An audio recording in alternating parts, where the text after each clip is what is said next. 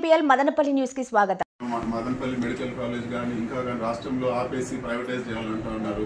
మిగతా ఎక్కడ కూడా ఏ డెవలప్మెంట్ యాక్టివిటీ కూడా ఇప్పుడు వరకు ఖర్చు పెట్టిన దాఖలాలు లేవు.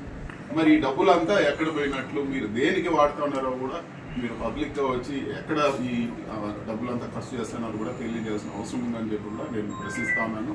అదేవిధంగా మదనపల్లిలో ఒకటే నేను అందరిని కూడా ప్రజలకు అందరు కూడా నేను విజ్ఞప్తి చేసేది, దాన్ని కూడా రాజకీయం చేసి మాట్లాడదలుచుకోలేదు. కానీ ఒక విషయం అయితే వాస్తవం, బీటీ కాలేజ్ గురించి అయితే మాట్లాడాల్సిన అవసరం ఉంది. బీటీ కాలేజు ఎప్పుడో 100 సంవత్సరాల చరిత్ర కలిగిన కాలేజు. రవీంద్రనాథ్ ఠాగూర్ గారు అక్కడికి వచ్చిపోయారు, పెద్దలు కూడా అక్కడికి వచ్చి ఇక్కడ మదనపల్లిలో కూడా చెప్తారు, జనగణమన కూడా ఇక్కడే రాశారని చెప్పి కూడా చెప్తారు. ఇంత పేరున్న బీటీ కాలేజ్ని వాళ్ళు ట్రస్ట్ వాళ్ళు దాదాపు 200 కోట్ల పైన ఉండే ఆస్తిని ప్రభుత్వానికి ఫ్రీగా ఇచ్చారు.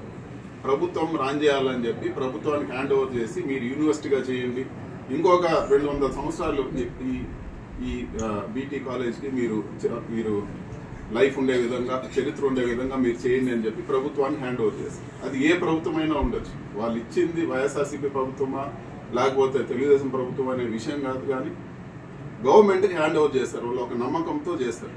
అప్పుడు ప్రభుత్వం జగన్మోహన్ రెడ్డి గారు ముఖ్యమంత్రిగా ఉన్నప్పుడు జీవో కూడా ఇచ్చారు, యూనివర్సిటీగా చేస్తూ బీటీ కాలేజ్ని యూనివర్సిటీగా చేస్తూ జీవో కూడా ఇచ్చారు.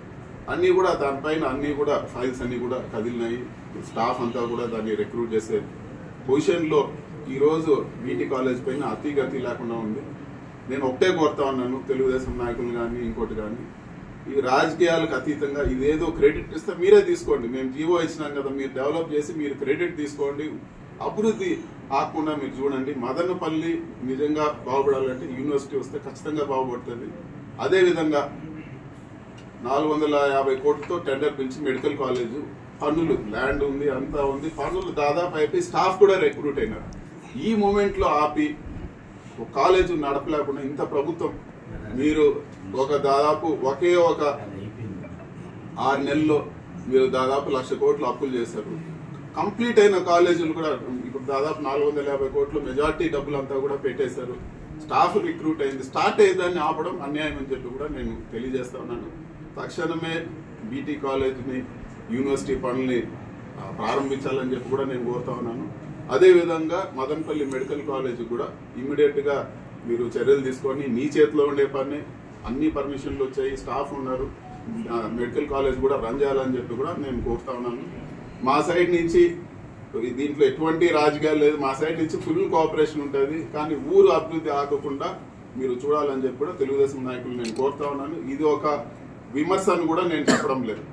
ఇప్పుడు మీరు 6 నెలలు అయింది కదా వచ్చి, మీరు ఫలానా పబ్లిక్ కాన్ఫిడెన్స్ ఇచ్చే విధంగా ఏదో మేము ఈ విధంగా చేయబోతాను, ఈ విధంగా చేయబోతాను అని చెప్పి చెప్పాల్సిన అవసరం ఉంది.